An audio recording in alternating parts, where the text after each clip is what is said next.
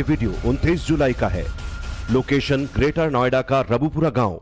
Video UP ATS की पूछताछ के बाद का है। मगर रील बनाकर मोहब्बत की दास्तां सुनाने वाली सीमा के चेहरे की चमक गायब है। सचिन के लिए जान देने को तैयार सीमा अब दाने दाने को मोहताज है। कैमरे पर बेबाक दिखने वाली सीमा सीक्रेट ठिकाने में रहने को मजबूर है। सीमा की किस्मत का फैसला जांच के बाद तय होगा, मगर सचिन के साथ रहने की कीमत इतनी महंगी होगी, इसका अंदेशा उसे नहीं था। सीमा के चेहरे की उड़ी हुई रौनक बता रही है कि प्यार मोहब्बत भले ही ज़बा खर्च से चले, मगर जिंदगी में सीमा को बहुत इम्तिहान देने हैं। 72 घंटे बाद सीमा और सचिन कैमरे पर आए, मगर बेहद परेशान और अथाह दर्द के साथ। मैंने इनसे समस्या पूछी कि आपको क्या परेशानी है, तो इन्होंने बताया कि हमको खाने पीने की बहुत प्रॉब्लम हो रही है। पुलिस के पहरे में हमको बिठा के रखते हैं। हम रोज़ कमाने खाने वाले आदमी हैं, गरीब आदमी हैं। तो मैंने इनको बताया कि आप अपना थाना इंचार्ज रऊपरा को अपना पत्र लिख करके दें, ताकि वो अपने आला अधिकारियों से इसकी परमिशन लेकर के आपको खाने कमाने की परमिशन दें। सीमा और सचिन परेशान हैं। इस वीडियो के जरिए इतना क्लियर है, मगर ग्रेटर नोएडा के रबुपुरा में कौन सी जगह है, ये किसी ने नहीं बताया। क्या बार बार हो रही जांच एजेंसियों की पूछताछ से इन्हें दिक्कत हो रही है? इसे लेकर भी सीमा या सचिन ने कैमरे पर कुछ नहीं बोला। नेत्रपाल जी, क्या समस्या है आपको बताएं। समस्या है कि जो पहले से तो आपने थाना इंचार्ज को बताया कि जी हम अपना रोज कमाने खवाने वाले आदमी, हमको कमाने खाने दिया जाए।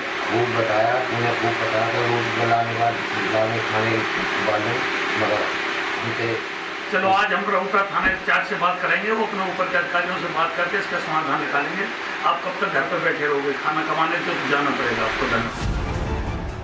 अब तक सीमा के सामने संकट यह था कि वो हिंदुस्तान में रहेगी या नहीं, मगर अब समस्या इस बात की है कि हिंदुस्तान में रही तो कैसे रहेगी, क्योंकि सचिन के पास अब नौकरी नहीं है। सचिन के पिता नेत्रपाल का पेड़ पौधे लगाने का काम भी लगभग बंद हो चुका है। सीमा अपने साथ लाए ज्यादातर पैसे पहले ही खर्च कर चुकी है। घर का जो राशन था वो भी लगभग खत्म होने के कगार पर है। एक तरह से कहें तो सीमा तनाव में है। मैंने उनसे एक पत्र भी लिखवाया कि आप चाहते क्या हैं, कि जी हम काम पे जाना चाहते हैं। हम अपना, क्योंकि हमारे पास खाने पीने की जो वस्तुएं रोजमर्रा की, उनकी समस्या, विकट समस्या पैदा हो गई है, भूखे मरने की स्थिति आ गई है। तो हमने उनसे एक पत्र लिखवा करके अपने हस्ताक्षर करके रऊपरा कोतवाल को हमने दिया। सवाल यह है कि सीमा और सचिन ने जो चिट्ठी रबुपुरा के थाना इंचार्ज को लिखकर भेजी है, उस पर फौरन एक्शन हुआ तो क्या इन्हें राहत मिलेगी? तो माना जा रहा है कि सचिन रबुपुरा में नौकरी कर सकता है, मगर उसे बाहर जाने के लिए लिखित में बताना पड़ेगा। जब भी जांच की जरूरत होगी तो उसे जांच एजेंसियों के सामने हाजिर होना होगा। इसी तरह सीमा भी रबुपुरा में कोई काम कर सकती है, मगर क्या उसे इतनी आसानी से नौकरी मिलेगी, ये कह पाना थोड़ा मुश्किल है। अगर किसी को छूट है तो केवल सचिन के पिता नेत्रपाल को है, जो रोजमर्रा की जरूरतों के लिए भी कहीं भी जाकर काम कर सकते हैं। हालांकि इतने बड़े परिवार का गुजारा अकेले सचिन के पिता खेतीबाड़ी या पेड़ पौधे लगा करके कर सके, ऐसा मुमकिन होता नहीं दिखता। क्योंकि सचिन के परिवार को अगर देखें तो सचिन के माता पिता हैं, यानी 3 लोग, जबकि सीमा और उसके 4 बच्चे भी साथ रह रहे हैं, जिसका मतलब परिवार बढ़कर 8 लोगों का हो गया है। ऐसी हालत में अगर सचिन को फिर से 13,000 की नौकरी मिल भी जाती है तो ग्रेटर नोएडा में यह पर्याप्त नहीं होगी, खासकर तब जब सीमा अपने बच्चों को पढ़ाना लिखाना भी चाहती है। गरीब हैं, काफी गरीब थे ना, आर्थिक स्थिति खराब थी। तो खाने पीने की व्यवस्था कैसे अब होगी? अब सीमा और आ गई है, उसके बच्चे हैं, क्या सरवाइव कर पाएगी फैमिली? फैमिली यही है, सब पड़ोसी मिलकर इनका साथ देंगे। और अब ये जैसे जैसे स्थिति सुधरेगी तो ये भी अपने खाने कमाने से लगेंगे। भाई रोजाना का खाना कमाना है इंसान का, हर कहीं। अभी तो बिल्कुल ही खत्म। हाँ, तो इस टाइम तो बंद ही है उनका। जब से ये आई है सीमा तो दिक्कत थोड़ी सी हुई है। क्या सचिन सीमा का पेट भर पाएगा ऐसी महंगाइयों में? खूब भरेगा। कैसे भरेगा? कमाएगा और फिर रबुपुरा कहाँ चला जाएगा, देश कहाँ चला जाएगा। रबुपुरा का मतलब गांव पूरा साथ देगा। हाँ। अगर कोई सीमा या सचिन की फैमिली में कोई आर्थिक स्थिति और गड़बड़ाती है, विपत्तियां आती हैं, तो साथ देंगे परिवार वाले? पूरा साथ, पड़ोसी पूरा साथ देंगे, सब पूरा रबुपुरा गांव साथ देगा। हाँ, पूरा रबुपुरा। सीमा की रील्स जिस तरह हिट हो रही थी, लाखों में व्यूज मिल रहे थे, तब सीमा को यकीन था कि वो सचिन के साथ गुजारा कर लेगी। इसीलिए वो कैमरे पर अपनी और सचिन की लव स्टोरी को बड़े चाव से सुना रही थी।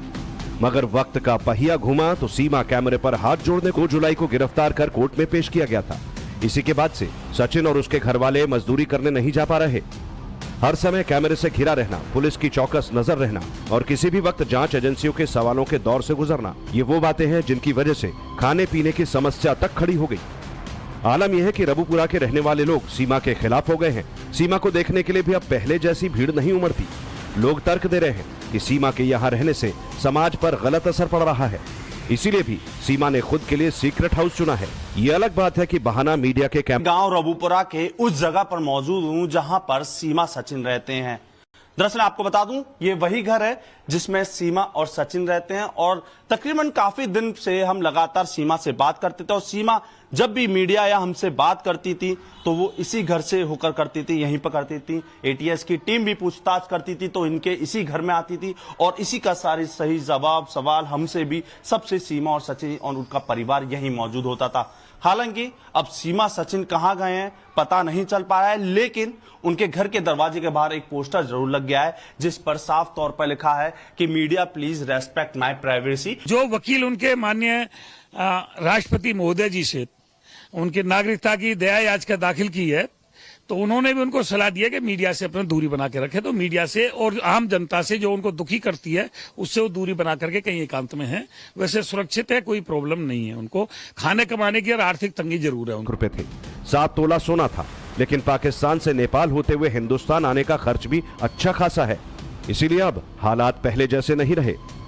ऐसे में सीमा के पास एक ऑप्शन वीडियो हिट कराने का भी है। इसी से उसे खर्चा चलाने की आस दिखती है। खुद सीमा ने ये बात एक वीडियो के जरिए सामने भी रखी थी। प्लीज हमें सपोर्ट करो ताकि हमें थोड़ी सी इनकम हो सके इनकी और हम अच्छे से रह सकें। अभी तक हमारा केस चल रहा है। सूत्रों का दावा है कि सीमा और सचिन के खिलाफ जल्द ही चार्जशीट फाइल। कह रही है कि वो जेल में रहने को तैयार है। डिटेंशन सेंटर में भी रहने के लिए सीमा खुद को मानसिक तौर पर रेडी बता रही है। सीमा पुलिस के बताए ठिकाने पर भी जाने के लिए राजी है। हालांकि किसी फाइनल डिसीजन से पहले तक सीमा कहां रहेगी, क्या करेगी, ये उसके लिए बड़ा सवाल है।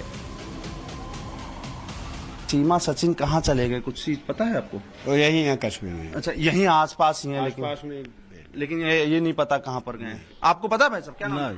आपको भी नहीं पता, लेकिन इतना पता है यहाँ आसपास ही है। हाँ, यही है। तो कहीं अलग चले गए हैं इस घर से? जहाँ भी हो, यहीं आसपास है। लेकिन